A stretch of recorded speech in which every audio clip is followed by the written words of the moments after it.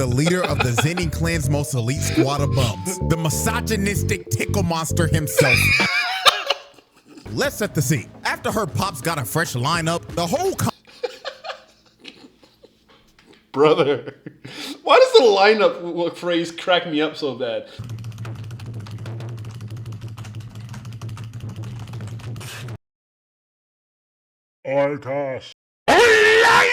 What's up, lads, chads, lasses, and masses? Now, I had planned to be editing a video. Well, not really. I had planned to be making dinner and then editing a video tomorrow, but CjDachamp decided to step outside. The trial of Maki Zenin. I already watched the actual episode, so I won't be surprised by anything in here, but CjDog will make it even more funny. CjDog. That's not Connor. Oh my goodness. Jesus Christ, dude. CJ. Yeah, trial of Maki Zenin. Let's go. And I ain't gonna hold y'all. I gotta get this off my chest real quick. Cause who was bro right here feeling like? Sound Like, about bro, right. look at him. He was walking up all confident, doing all this extra shit just to get dropped in 0.5 seconds. Like, come on, dog. You are a background character. You ain't even got a name. Know your role, nigga. You are not that guy, pal. Alrighty, ladies and gentlemen, welcome to another special emergency impromptu mini trial. Yeah, not gonna lie, these is back-to-back videos that was not planned, but after what I've seen and witnessed again, I had to make another detour because good God, Maki Zenin, bro. Like, if you've already seen this episode, It's good to know we're both on the same page, because I'm not gonna lie, I would have been editing something else if you didn't upload CJ. JJK, you knew this video was coming. Oh, yeah. This was generally one of the craziest things I've ever seen. She literally just wiped the whole bloodline off the map. So with that being said, it's trial time, baby. So y'all already know we got the evidence on deck, and we counting how many bodies got dropped at the end of this. So let's not waste no more time. Without further ado, Exhibit Z, wiping the Zenin clan off the map. Now, since this is a trial, and we are reviewing a pretty massive crime, let's go ahead and get the main question out the way first. Was Maki blaming her entire clan justified? And I ain't gonna lie, I'm here to tell you right now, yes. 100%. All right, cool. All right, cool. I'm about to say, if he had any argument on that, I'm about to say, dog, after watching Mai and Maki's interaction on the original JJK release, I'd say 100%, especially considering their history with the Zenin clan. Yes, all these sorry ass fraudulent ass niggas had to go. Just straight up, these niggas suck.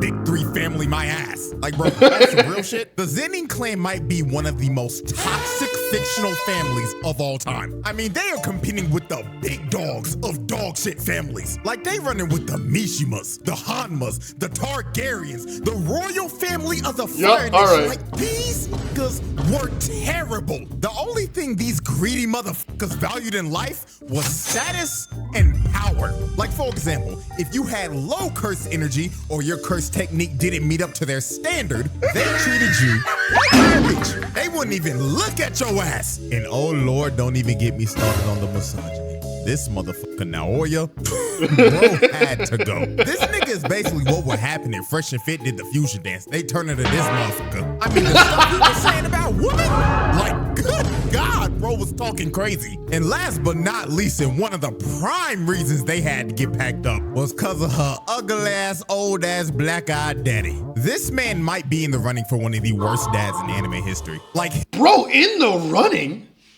That guy takes it. Hold up. Never mind. He is competing for the top spot with Full Metal Alchemist, I think. I can't think of a father I hate more than him. It's not even like he has some sort of redemption where he actually feels something for his daughters. No.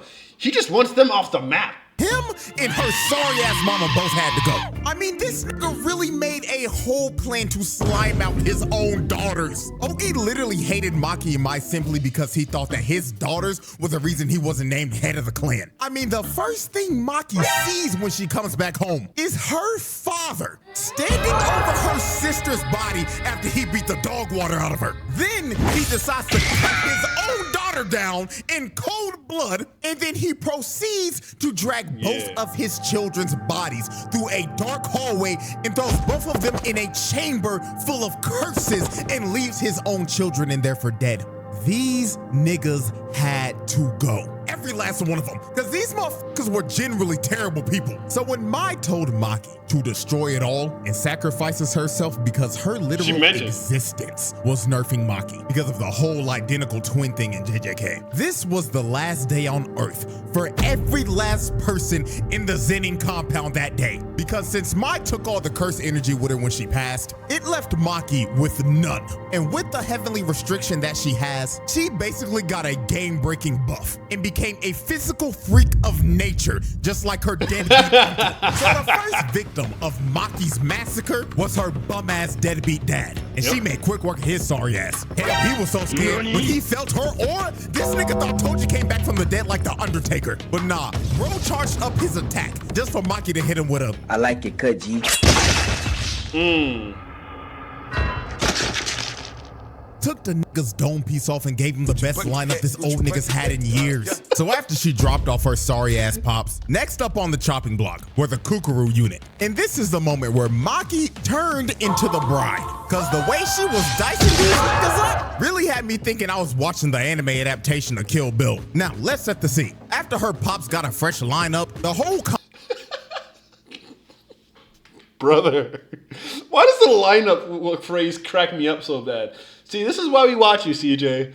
Because you're funny. You're so funny, it's a sin, dude. Compound ended up going on lockdown, and Maki ended up getting surrounded by the Kukuru unit. A bunch of nameless Zenin clan NPCs with no curse techniques that ranks were filled up with a bunch of bald niggas and motherfuckers with butts cause that have never had a tip fade or a lineup ever in their life. But luckily for the Kukuru unit, they were surrounding the best barber in Jujutsu Society. So a bunch of them end up running at her, but she swings once and gets a quadruple kill. Then after she drops the first four, she just casually starts to walk down these niggas. Look at this one kill. She cuts both of his arms off and sliced them down the middle. And while she was mid-air, she hits his sword and it went straight into this dude's neck. So after she wiped out the first wave of dudes, this one bald nigga, and I ain't gonna hold y'all, I gotta get this off my chest real quick, cause who was bro right here feeling like? Like, bro, look at him. He was walking up all confident, doing all this extra shit just to get dropped in 0.5 seconds. Like, come on, dog. You are a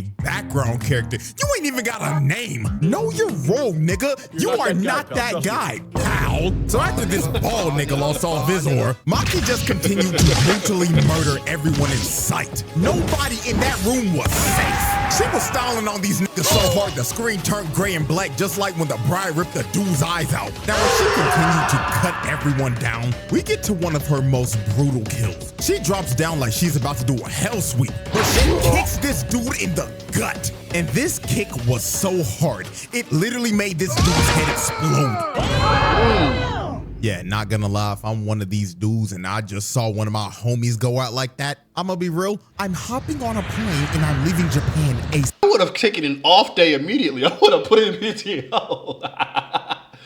Says Zenin clan who? I feel like Maki in her regular state would have at least gone through half of them before she got killed, I feel like. Right?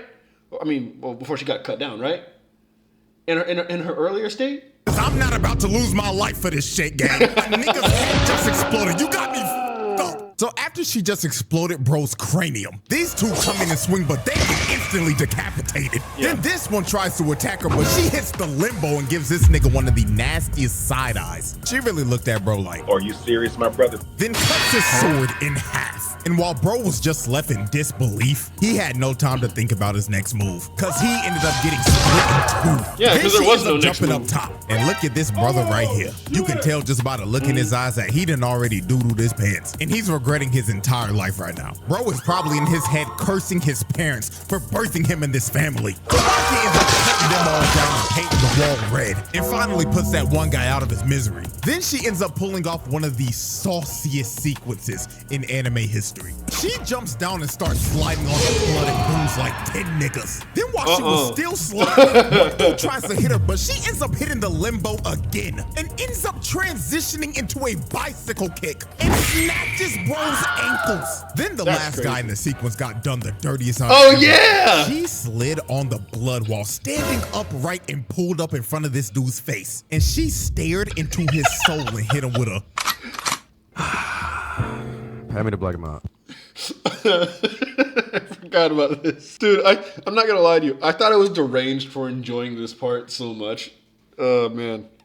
I forgot how funny it was when that happened. I really thought I was deranged for enjoying that. It's crazy. That brother's floating in the air. Not gonna lie, this might be one of the most disrespectful moments of all time, simply because of how nonchalant she was while doing this. She really slid on the blood and passed by both of these niggas and singled dude out specifically, just to hit him with a 1-inch punch and send him flying. Like, that is just flat out ridiculous. So she runs up to this one dude and she packs him up just like Anakin did to Count Dooku, as she cuts his hands clean off and disarms him. And while this dude was screaming in pain, his sword that ended up flying landed on top of this dude's dome. Dude wasn't even expecting it. Poor guy died because of collateral damage. So as Maki continued to cut down the last wave of Zennin NPCs, she decides to finish him off with a Devil May Cry combo. She starts to swing and chop up every nigga in the room. So when she finally stands upright, everybody else in the room drops dead. And with that, Maki just casually dropped off the entire Kukuru unit that consisted over 100+ niggas. She dropped off over 100 people in that room in about 2 minutes. That's just pure wicked work right there. So after the Kukuru unit was wiped out, we move on to our next set of victims, who are known as the Hei. Now the Hei consisted of the strongest sorcerers in the Zennin clan. All these dudes were semi-grade 1 sorcerers or higher. So on paper, these niggas should not be bums. But Maki didn't give a damn who they were, because she was here to expose these bums for the frauds that they were. So the first thing that she does is instantly speed blitz Nobuaki, the captain of the Kukuru unit, and she wasted little to no time on his sorry ass. Bro tried to lunge in to attack Maki, but she closed the distance in like 2 seconds and cuts his sword into pieces. Then she ripped his throat out, and the front piece of his sword that ended up getting broken off flew back and domed him in the back of the head. Not gonna lie, this has to be her most brutal kill in this whole case. Yeah. This was just flat out disgusting. She really just grabbed him by the neck and ripped out his trachea. And while dude was bleeding out and gasping for air, his own sword hits the reverse and throws him in the head. Like, good God, that is just pure brutality. So next up was the old man with the mohawk. And just look at him in this frame. You know damn well his old ass didn't know what the hell was going on. Huck had no business being here. Maki was so fast, she popped up in his face for a good 2 seconds. And you see his death from his POV. Maki ripped his eyes out and crushed them in front of him. She brutally murdered a senior citizen who probably had Alzheimer's disease. So after she took out the first two, she ends up getting hit by this gravity magic attack by this rat tail looking motherfucker. And he was trying to hold her down for this ore farmer Junichi could not do shit. Now, I ain't gonna lie, I'ma be 100% real with y'all. This Junichi nigga, I don't know why, but I can't keep myself together, dog. Mainly, yo, bringing up Junichi is crazy. Mainly because, like you said, he ain't do a thing. I would be so heated if I'm sitting here holding somebody down. And I'm saying, go, get him, ah! Just for whoever is with me to walk they ass over to the body. like they the final boss or something. I'm like, what are you doing? just get popped in my chin or something. had my ass fooled, I ain't gonna lie. I thought he was gonna be one of them ones. I mean, look at the nigga. He looked the part. He looking like Uvo from Hunter x Hunter.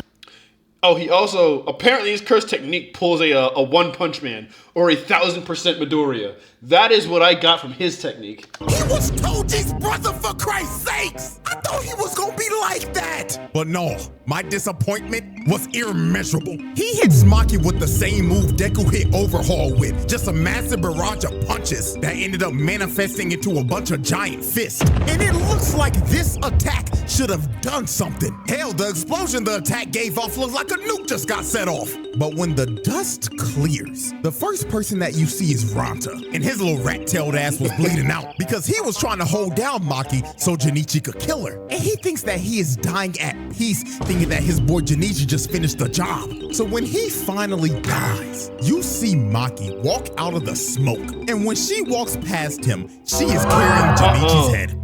This kid Ranta died living a false reality because his sacrifice meant nothing. Bro died just for Junichi's sorry ass to not do shit and lose every bit of aura bro had. So after the fraudulent four got packed up, the last man standing was none other than the leader of the Zenin clan's most elite squad of bums, the misogynistic tickle monster himself. Bro, I can't keep it together in this video. Why? Because I know how this is all going to play out. And the names are also probably what's doing it for me, bro. Misogynistic tickle monster is crazy.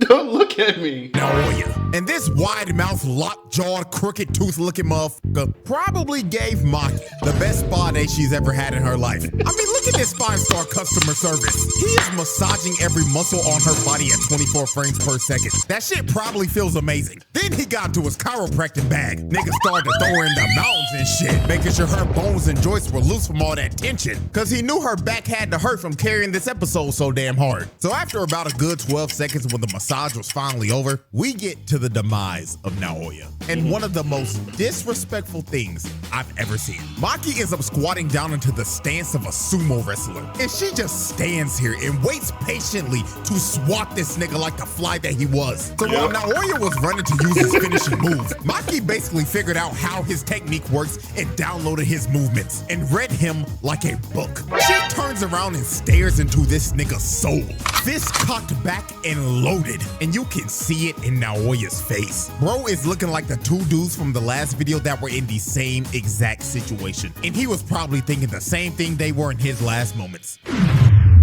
Damn, he really about to rock my shit. Round winning kill.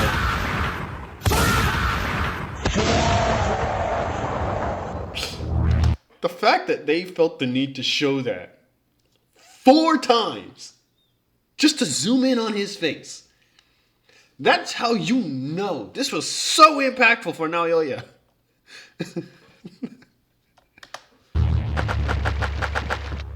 Fatality. And with his face caved in and skull shattered, the strongest misogynist in history was cooked. And now, ladies and gentlemen, we have reached the final on-screen victim of the Zenin clan massacre. And it was none other than her sorry-ass mama. Yep. And the way she killed her was actually very unsettling. She was basically walking around and playing hide and seek with her while calling out, "Mother," in a tone that felt like she was just trying to talk with the intentions of killing her. She was moving like an actual serial killer. So when she finally found her, you can just see the terror on her face, because her own daughter that she treated like garbage was about to take her life. And Maki didn't even hesitate to do it. She slit her throat, and that was that. Ball game. Now let me give her sorry ass mama a little credit. She did make sure to send Naoya's two-faced Harvey Dent looking ass back to the lobby with the rest of the family. But with that though, every single member of the Zenin clan that was at the compound that day were dead. And Maki's mother was the last on screen. I'm not going to give her mama any credit because of the way that she killed Naoya. A heavenly restriction is like a substitute for cursed energy, as I understand it, because I haven't seen anyone come back with the heavenly restriction. But, spoiler alert, Naoya comes back as a curse because no cursed energy was actually applied to kill him. So, with that in mind, I fail to see how. I don't think she made it easier. But you know, if she had the intention of just sending Naoya back to the lobby with everybody else so he wouldn't come back and spin the block on Maki, good on you, mama. You did something. Victim of the massacre. Now I say last on screen because guess what? Job's not finished. Because when Mai said destroy it all, she really meant destroy it all. Because after she massacred everybody at the compound that day, she went off and boomed every other Zenin clan member that wasn't there that day. She took every last one of these niggas off the map. You wasn't even safe if you wasn't even at the compound that day. She still found those niggas and killed them. And she completely eradicated the entire bloodline to the point where they ended up getting kicked out of the big three families and their entire family legacy was ruined. Now, last thing to complete this entire exhibit. Let's estimate how many people she actually killed. Now, with the resources we got, we can make a pretty good estimate. So let's look at this family photo right here. Every person in this photo besides Naobito got killed by Maki. And that would be a total of 112. And adding her sorry ass mama, that's 113. Plus now let's look at everybody that was not at the compound. She killed the other 6 members of the Hei that weren't there that day, 9 members of the Akashi, and 21 other members of the Kukuru unit. So if we add in those other bodies, she dropped off 149 of these niggas. Now, this is not a confirmed number. This is just my estimate. But, not gonna lie, that is one wicked kill-death ratio. Right? That's the minimum, And with that, ladies and gentlemen, that is a easy pass. Light work, no reaction. She really exposed how fraudulent the Zenin clan actually was. Like, it's actually hilarious when you look at this. This clan prides itself off of curse techniques and curse energy. And the fact that all these grown-ass men got wiped off the map by a 16-year-old girl that didn't have a drop of that shit is hilarious. Their legacy is cooked. And you know, all this could have been avoided if they just listened to Naobito's will. But hey, they can all have that conversation down there while they burning in hell. Also for the crime, not guilty. Them niggas had to go. Free Maki, nigga. So with that being said, hope y'all enjoyed. Like, subscribe, all that good stuff. And until next time. Hey, he's the one saying it, not me. Beyond that, that was the end of the Zenin clan. You know what it is. Go show CJ the champ. CjDachamp. Some love. I'll pin the original video in the description. Go ahead and watch it. Jesus. If my reaction made your day, if my reaction made your day, night, noon a little bit better, go ahead, subscribe for Cookie. And you can always, recommend things for me to react to. And I will see you guys later in my next impulsive ass recording.